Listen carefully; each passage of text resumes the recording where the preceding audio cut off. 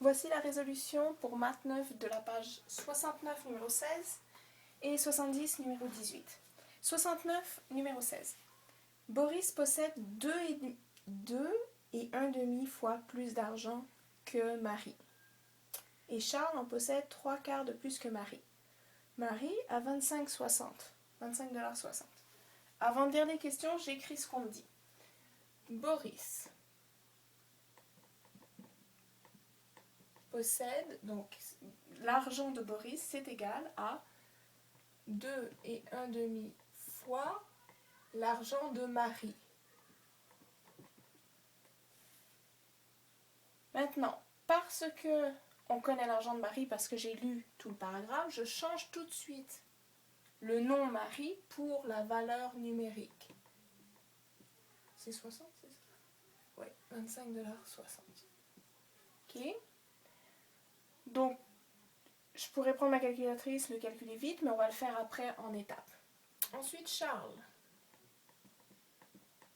a 3 quarts de plus, et dans la question, si vous lisez, ça dit Charles en possède 3 quarts plus. Ben, moi, je trouve qu'ils ont oublié le de, parce que franchement, même en français, ça se dit pas, la façon dont c'est écrit, donc moi j'aurais dit Charles en possède 3 quarts de plus que Marie. Donc si on dit qu'il possède 3 quarts de l'argent de Marie,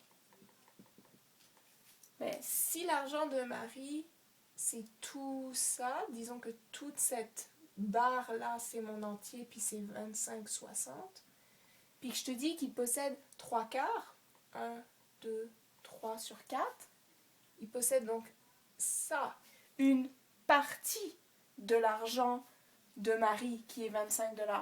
Donc si je fais juste ça, ok, si je réfléchis un peu, ça va me donner quoi comme nombre? Ça va me donner un nombre qui est plus petit que 25, puisque c'est 3 quarts de l'argent de Marie. 3 quarts, c'est pas le total. Le total, c'est 25, 60. Mais si je prends que 3 quarts, j'en prends moins. Donc si je le laisse comme ça me fait, l'argent de Charles va être moins que celui de Marie. Alors qu'on dit dans le problème qu'il possède 3 quarts de plus que Marie. Donc une fois que j'aurai fait 3 quarts de l'argent de Marie, ce 3 quarts-là, il s'additionne à l'argent de Marie qui est 25,60. Donc ça c'est l'argent de Marie, et ça c'est le 3 quarts de plus que l'argent de Marie. Ok, mais c'est pas 3 quarts tout seul, hein, c'est pas 3 quarts de dollars. Vu que ça c'est des dollars, puis que ça c'est pas des dollars, c'est une fraction. Fraction pure là, il n'y a pas de... C'est juste une fraction, donc tu es obligé de faire la fraction de l'argent de Marie. Puis ça te donne cette valeur-là, si ton cerveau est capable de représenter de l'argent en forme de barre, là, si tout ça, ça équivaut à 25 $, tout ça, ça équivaut à 25 $, il y en a 3 quarts. Puis là, une fois que tu as trouvé le 3 quarts, tu l'ajoutes à la valeur de Marie. Donc ça fait 3 quarts de l'argent de Marie, j'enlève le nom Marie pour mettre la valeur numérique parce que je la connais déjà, plus le 25,60 de Marie. Parce que la parenthèse représente seulement la partie qu'il a de plus qu'elle. Et finalement, Marie, elle a 25,60. Bon, là tu as deux choix. Soit tu calcules ça, tu mets la réponse, tu calcules ça, tu mets la réponse pour Charles, et ensuite tu additionnes les trois. Ou tu fais une énorme opération avec la somme des trois, puis tu mets ça, plus ça, plus ça. Mais là, ça te fait beaucoup de choses à faire en même temps. Je ne le suggère pas, mais c'est là où j'aimerais vous amener, à la fin. Une fois qu'on aura fait beaucoup de maths, j'espère que vous allez être capable de résoudre une énorme équation. Donc, 2 et 1 demi. Ben, Isatou, l'autre fois, quand elle l'a fait, a décidé de changer 2 et 1 demi pour 2,5. parce que 1/2 c'est 0,5 et tu as 2 entiers. Ça peut marcher. Donc on peut le faire en remplaçant par un chiffre à virgule et utiliser la calculatrice pour le calculer. 1 fois 25,60. Encore une fois, quand vous avez droit à la calculatrice, utilisez-la. Ça fait 64 $. L'autre façon de faire, j'ai 2 entiers et 1/2, je peux décider de multiplier des fractions. Donc ça, c'est un nombre entier, donc je le mets sur 1. Chaque nombre entier, si on veut une fraction, on le met sur 1. Et ici, j'ai 2 fois 2/2, parce que j'ai 2 entiers avec des demi, donc 2 fois 2, 4, plus 1/2, j'ai 5/2. Hein? Si je le fais en dessin, j'ai des demi, donc voici mes demi. J'ai 2 entiers, donc j'ai tout ça, et 1/2. J'ai combien de demi? 1, 2, 3, 4, 5. Donc j'ai 2 fois 2/2 et 1/2. 2 fois 2, 4, plus 1, 5. Puis, vous choisissez ce que vous voulez. En 9e, vous avez le droit à la calculatrice. Si faire un nombre à virgule, c'est plus facile, vous pouvez le faire. Donc si je fais 5 fois 25, 60, ça fait 128. Je vais l'écrire ici. Je laisse. Donc j'ai fait ça fois ça égale 128. Et 2 fois 1 égale à 2. Et 128 divisé par 2, 128 divisé par 2, ça donne 64. Donc j'efface tout ce que j'ai fait là pour mettre ma réponse. Il a, Boris, 64 $. Ensuite, Charles a combien? 3/4 fois 25,60 qu'on ajoute à 25,60. Donc je fais la méthode de diviser. 3 divisé par 4. Si vous êtes assez bon pour placer sur la droite numérique, vous devriez savoir que ça fait 0,75. 3/4 c'est 0,75. Mais si c'est encore un peu compliqué, utilisez la calculatrice. Fois 25,60, c'est égal 19,20. Donc tout ça, ça fait 19,20 $. Et j'additionne ce nombre-là à 25,60, 44 et 80. Vous remarquerez, si vous avez fait et vérifié la réponse dans votre livre, je pense que ce problème n'a pas la bonne réponse dans les livres. Donc, pour la question A, combien d'argent ces 3 personnes possèdent-elles au total? Ben, tu fais le total de tout ça. 64 plus 44, 80 plus 25, 60. Ça fait 134,4. Puisque ce sont des dollars, je rajoute le 0 parce que c'est 40 sous. Voilà le total, voilà la réponse du numéro A. Et la réponse B, combien d'argent Boris a-t-il de plus que Charles? Ben, tu prends Boris et Charles, tu fais 64 moins 44, 80. Quand vous soustrayez, alignez bien vos chiffres. Les unités, les dizaines, la virgule, qui n'existe pas là parce que c'est 64 et 0. Donc ça fait 0, 8, la virgule je la remets, 4, désolé, j'étais en train de faire une addition. Ok, 0 moins 0, 0, là je ne peux pas, 10 moins 8, 2, je mets la virgule, 3 moins 4 c'est pas possible, 13 moins 4, c'est ce genre de truc que je n'arrive pas à faire dans ma tête là. 8, voyons, 9. Oui, 9 plus 4, 13. Et 5 moins 4, ça fait 1. 19,20 $ de plus. La réponse B, il a 19,20 $ de plus. Voilà les réponses pour le numéro 16. Maintenant, le numéro 18.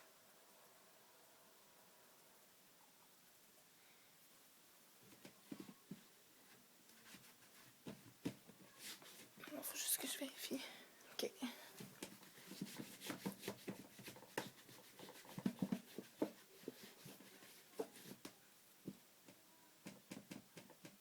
À la page suivante, le 9e de la hauteur d'un iceberg se trouve au-dessus de la surface de l'eau. La base de cet iceberg se trouve à une profondeur de 75,8 mètres. Quelle est la hauteur au dixième de mètre près de la partie qui émerge de l'eau? Alors, pour ça, moi je fais ma surface de l'eau, mon iceberg et l'iceberg en bas.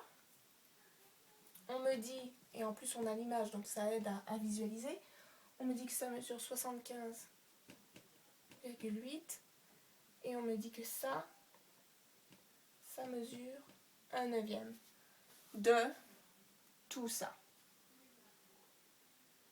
Voilà mes valeurs. Quand je regarde ça, puis on me demande de trouver la valeur de ça en mètres. Quand je regarde ça, je dois me poser la question, ok, combien c'est tout ça?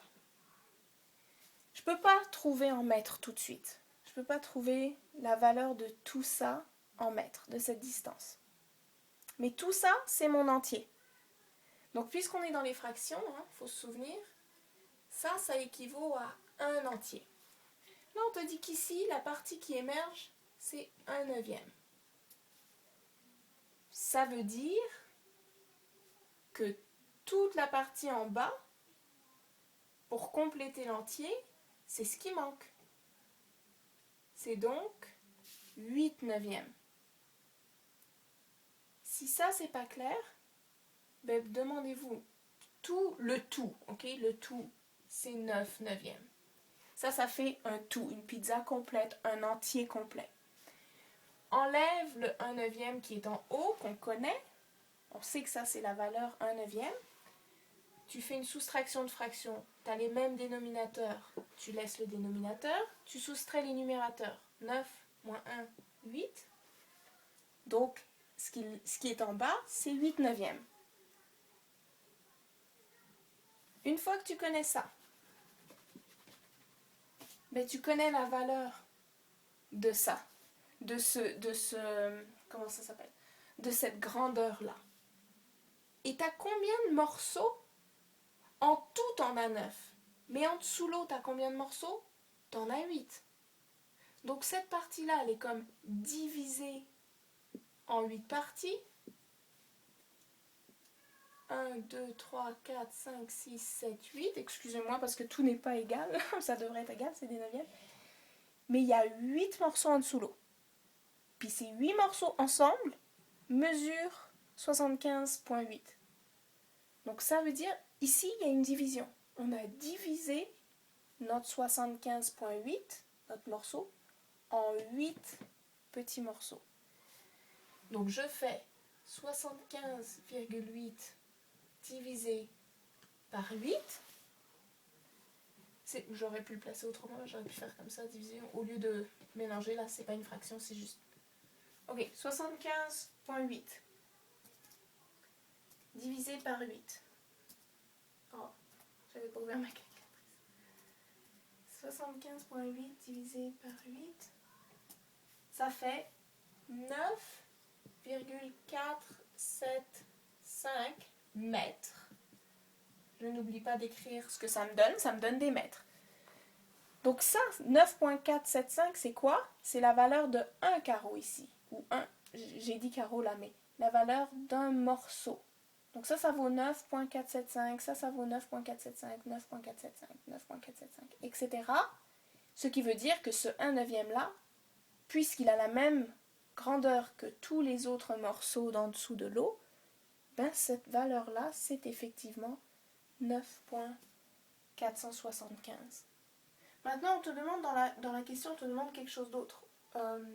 C'est au mètre près, si je ne me trompe pas. Au dixième de mètre. Donc ça, ce sont les mètres. Ça, parce que c'est l'unité. Ça, c'est des dixièmes 2 mètres, ça c'est des centièmes et ça c'est des millièmes. Mais si je veux arrondir au dixième, moi ce que je faisais tout le temps quand j'étais à l'école, je disais poubelle. Ça doit s'arrêter là. Si je veux arrondir au dixième près, je trouve où est le dixième, ici, et je mets le reste à la poubelle. Mais avant de le mettre à la poubelle, je regarde ma valeur ici. Si ma valeur c'est 1, 2, 3, 4, 4, j'arrête là. Si c'est 1, 2, 3 ou 4, ça peut tout de suite aller à la poubelle. C'est trop petit, je laisse mon 4. Par contre, si c'est 5, 6, 7, 8 ou 9, c'est assez grand, donc c'est plus proche de 5, de virgule 5 que de virgule 4. Donc je le change. Vu que là c'est un 7, j'ajoute un ici avant de le mettre à la poubelle, parce qu'il pèse lourd quand même. On ne peut pas juste l'ignorer. Ensuite on peut l'ignorer, on peut le mettre à la poubelle. Donc quand j'arrondis, ça me donne 9,5 mètres. Voilà la réponse du numéro 18. Si vous avez besoin d'une vidéo sur l'arrondissement, de toute façon je crois que je vais le faire pour les 8e, mais si vous en avez besoin, envoyez-moi un courriel quand même. Bonne journée!